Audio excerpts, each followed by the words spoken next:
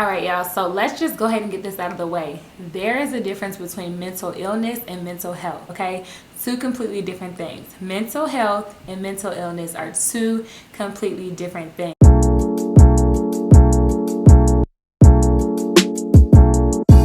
And so before we even got into this video, it is Mental Health Awareness Month, and I just felt like it was so important to address that because today's topic is going to be all about ways that you can improve the quality of your mental health, okay? And guys, neither one are bad words, neither one of them are bad, okay? So based on your experiences, you may have a different outlook on how you view those things. But really quick, before I get into the tips that can improve the quality of your mental health, it's your girl Raya Janae. I'm speaking about this today because I am also a licensed mental health professional, and so mental health is kind of like my thing. So like this month I was kind of like, yay, people are finally paying attention. But anyways, we're gonna go ahead and hop into the video. If this is your first time on my channel, please go ahead and subscribe. We're so glad that you're here. We like to have a little fun. And I'm not coming to you as a therapist today. I'm just coming to you as Raya, talking to her friends, talking to her people, just talking to people who want to know more about mental health. Okay, so let's go ahead and hop into the video. Mental health. Mental health is literally just talking about the state of mind or the state of quality that your mental health is in. So how are you doing mentally? How is your mind?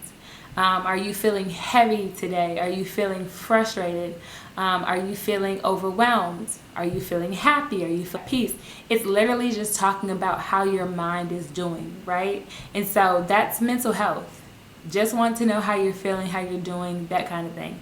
Mental illness is normally something that is diagnosed, right? And so it's something that's diagnosed, and we use a book called the DSM-5, where they have a whole plethora of mental illnesses in there, right? And so like even when we hear about depression and anxiety, or even when you hear about things like schizophrenia, bipolar, those will be considered mental illnesses. But I don't want us to run from that. I want us to know that it's okay, because I think to a certain level, especially with the pandemic happening and everything else, we've all had our own sorts of anxiety, right? We've all had our own types of depression. And I think that it's important for us to acknowledge that we all deal with mental health issues sometimes, as well as like sometimes mental illness, and sometimes it goes undiagnosed, and that's a whole nother thing. But the whole point of this video today is just suggesting some things that can really help you improve the quality of your mental health, okay? And so just knowing that if you do struggle with mental illness, I want to go ahead and normalize the conversation around that, because I feel like we have not normalized it. It's kind of been like, oh, something wrong with her, something's wrong with him. But no, this is about getting help, y'all. We cannot do this life alone, and we need help. There are tools and there are people in positions that God is using to also place in your path that can help you. A lot of people who struggle with different mental illness, they go to therapy. Some people are on medication. Some people they're in inpatient facilities. Whatever the help is that you need, I encourage you to go get it without shame and do what you need to do to improve the quality of your mental illness too. But yeah, so back to mental health, because that's what this video is about today. I just wanted to go into probably like 5 different things you can do that I've done to kind of improve the quality of my mental health, okay? And so the first thing is you have to check in on yourself. There is no way that you're going to be able to improve the quality of your mental health if you don't know how you're doing. And so I know if you're anything like me, you're checking on everybody else. You got to make sure everybody else is straight. You're calling people. If they try to ask you about you, you try to easily turn the conversation back on them. I used to do that. Now when people call and check on me, I kind of like it. So I'd be like, hey, I'm doing okay, but I'm really struggling now. I'm getting better. But the first thing is you have to check in on yourself. Guys, if you don't check in on yourself, how are you supposed to know how you're really doing? And so sometimes that requires you getting alone. Sometimes that requires you to just have a moment of reflection and no music, no other sounds, but maybe just really thinking about how you're doing, right? Like if you're struggling, you need to be real with yourself and say, I need help right now. And help is not a bad word. And for many of us, it has been, I guess it's just been something that we're uncomfortable with doing because we don't want to be a burden or inconvenience. But in this month of mental health awareness, I'm going to go ahead and normalize asking for help. The second thing I think is really important for us to do is to really create healthy boundaries. I've talked about boundaries and stuff before, but like after you really realize how you're doing, you need to like sometimes look back and say, okay, so because I'm feeling this way, I cannot talk to anybody right now who's going to add extra burdens to me because I already have enough. And so maybe that's a boundary for you. Not talking to anyone who's giving you heavy information. That simple. Or it could be something as simple as in the mornings, I don't want to go right to my phone. I want to actually have a morning routine, and then I'll touch my phone at 8 o'clock. That is a boundary for you. Who's contacting you before 8, it's a no. It's a no. And it could be something as simple as I'm going to cut my phone off, or I'm going to be off social media by 7 o'clock because when I'm on social media after hours, it makes my mind race. So checking on yourself and creating boundaries literally go hand in hand, because you got to know you got to know why you need to create those boundaries, right? And I also want to just say this. It's really important for you to assess what's good for your mental health, okay? And so some people are just triggers for you. Let's call it what it is. And a trigger is something that literally like, it kind of brings you back to a place you don't want to go to. That's the plainest way I can say it. And it triggers something in you. Like it literally like, it's like a switch that goes off and you're just like, dang, I can't do that. So I also think evaluating people who may not be good for your mental health is another thing. You may love people. People may have gone around and been around for years. Some people might even be your own family. And a part of like having a good state of mental health or being in a better space is really like being okay with being selfish. And I know that's not something that we're taught. This society is all about helping people. I think we've become a little bit more selfish now. But just sometimes saying, this person's not good for my mental health. And that may come with a lot of goodbyes. That may come with a like, I'll wait until you grow kind of thing. But you got to value yourself so that way you can be good for yourself.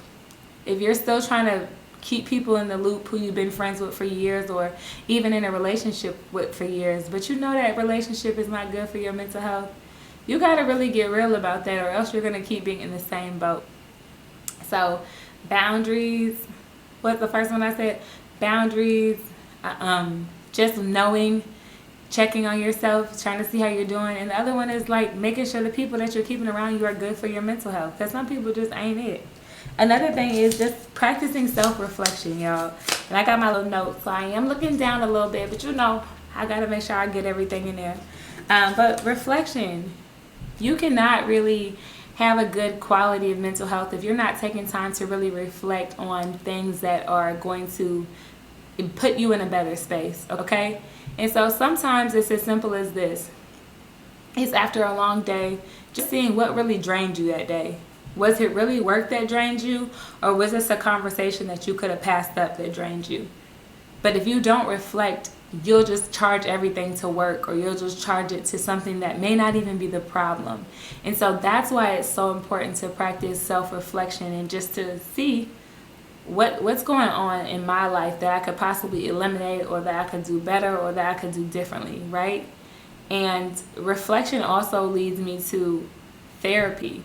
And I know I've mentioned this before, but like sometimes you need to reflect, and sometimes you need to bounce something off somebody who's not connected to you, who's not related to you, who's not your homegirl, your homeboy. Sometimes you just need to go ahead and use that insurance. And then some people's insurance does have it where you can get like the first maybe 7 or 10 sessions free. So look into that. But you really want to utilize all of your resources and probably go to a therapist so you can just bounce things off of somebody. And the thing about therapy is you have to be okay with someone really digging into you that you don't know, but also who's able to use their clinical expertise to help you develop more tools to put in your toolbox that you can use in your everyday life. And so it may seem a little invasive at first, but it's going to be super important for your journey in mental health, for sure. And I guess the last one I have, and I know this video is really quick, but I just wanted y'all to get this, faith. Whatever your faith is in, I don't know, whatever you believe in. But I know for a fact, something that has improved the quality of my mental health has been my faith. Just really like learning too, I can't change a lot of things in my situation. I have to kind of just really trust God that and really trust that He's going to be the one who can make it happen. And so like what helps me to sleep at night, because getting good sleep is also a part of having good mental health. What helps me to sleep well at night is just knowing that it's not in my hands. Sometimes I feel like if things are in my hands, I gotta handle it, or I gotta be self-made and I gotta go make it happen. But what faith says to me is that I don't have to make it happen.